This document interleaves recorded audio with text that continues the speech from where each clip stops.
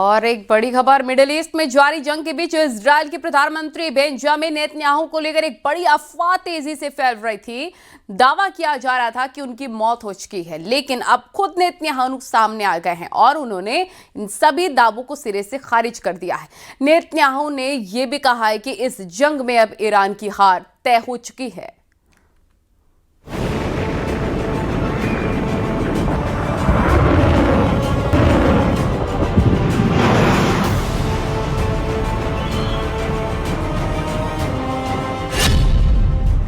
साबित हुए सारे दावे।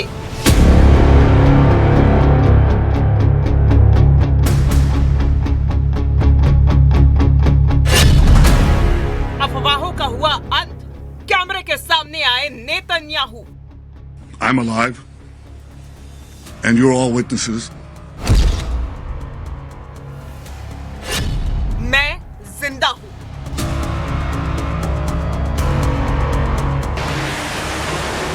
मिडिल ईस्ट इस वक्त भीषण टकराव के दौर से गुजर रहा है। इजराइल और ईरान के बीच तनाव चरम पर है। मिसाइल हमले, ड्रोन स्ट्राइक और सैन्य कार्रवाई लगातार जारी है। जंग के इसी माहौल में सोशल मीडिया पर एक सनसनीखेज अफवाह फैलाई गई कि इजराइल के प्रधानमंत्री बेंजामिन नेतन्याहू मारे गए हैं। कुछ पोस्ट में तो ये तक दावा किया गया कि ईरान ने उन्हें निशाना बनाया है, लेकिन इन दावों के बीच अचानक नेतन्याहू का एक वीडियो सामने आता है और सारी अफवाहों पर ब्रेक लग जाता है।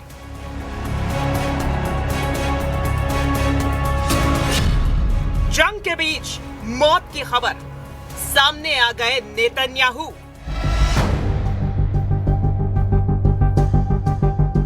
अमेरिकी राजदूत माइक हकाबी के साथ एक इमारत में चलते हुए नेतन्याहू कैमरे के सामने आते हैं और सीधे सीधे उन अफवाहों को चुनौती देते हैं जो उनकी मौत की बात कर रही थी। इससे पहले भी एक वीडियो को लेकर सवाल उठे थे। कहा गया कि वो एआई से बना है, यहाँ तक कि उंगलियों की गिनती तक पर बहस छिड़ गई थी। ऐसे में इस नए वीडियो के जरिए नेतन्याहू ने न सिर्फ अपनी मौजूदगी साबित की, बल्कि दुनिया को साफ संदेश दिया कि वो पूरी तरह सुरक्षित हैं और ईरान के खिलाफ जंग में डटे हुए हैं। I'm alive and you're all witnesses. And now that I dispatched this piece of fake news, I want to give you an update on Operation Roaring Lion.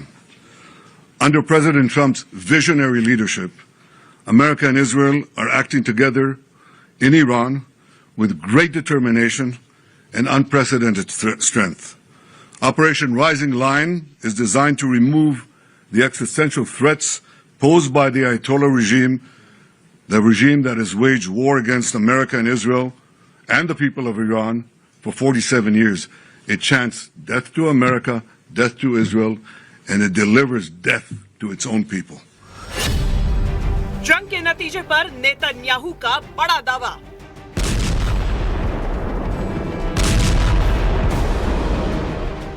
Netanyahu ने सिर्फ अपनी मौजूदगी ही नहीं दिखाई, बल्कि जंग के हालात पर भी बड़ा दावा किया। उन्होंने कहा कि इजराइल की कार्रवाई लगातार जारी है और ईरान को भारी नुकसान पहुंचाया जा रहा है। इजराइल का दावा है कि ईरान के मिसाइल लॉन्चर, ड्रोन सिस्टम और सैन्य ठिकानों को लगातार निशाना बनाया जा रहा है और उसकी सैन्य क्षमता तेजी से कमजोर हो रही है।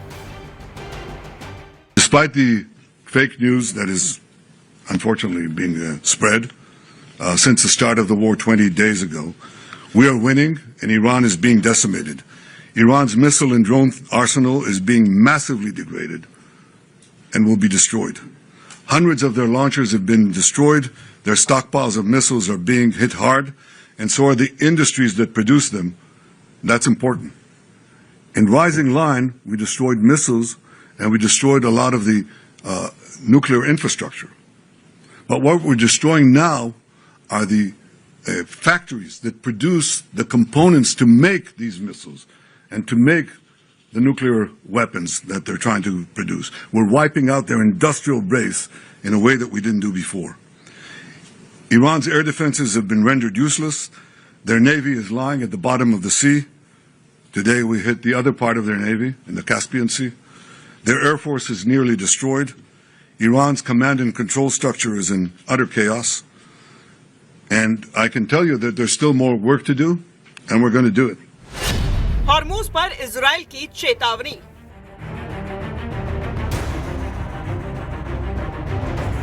जंग का असर अब सिर्फ इजराइल और ईरान तक सीमित नहीं रहा, बल्कि अंतर्राष्ट्रीय समुद्री रास्तों तक पहुंच गया है।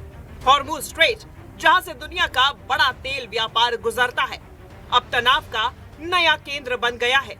नेतन्याहू ने आरोप लगाया कि ईरान इस रास्ते को बंद करने की धमकी देकर दुनिया को ब्लैकमेल करना चाहता है, और अगर उसके पास परमाणु हथियार होते तो खतरा और भी बड़ा हो सकता था।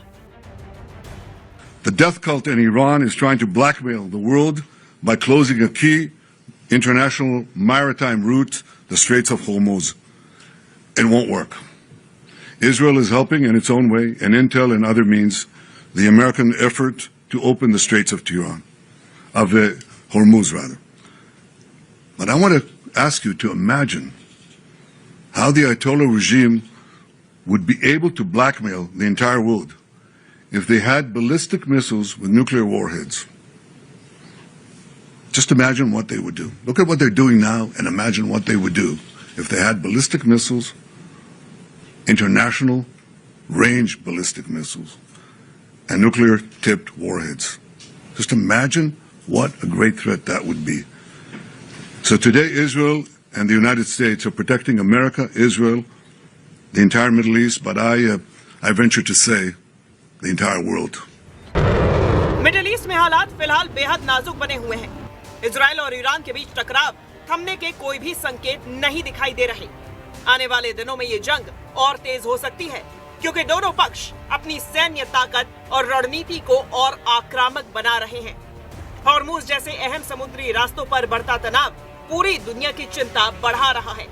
ऐसे में नजर अब इस बात पर है कि क्या कूटनीति इस आग को थाम पाएगी, या फिर संघर्ष अब तक के सबसे बड़े क्षेत्रीय संकट में बदल जाएगा।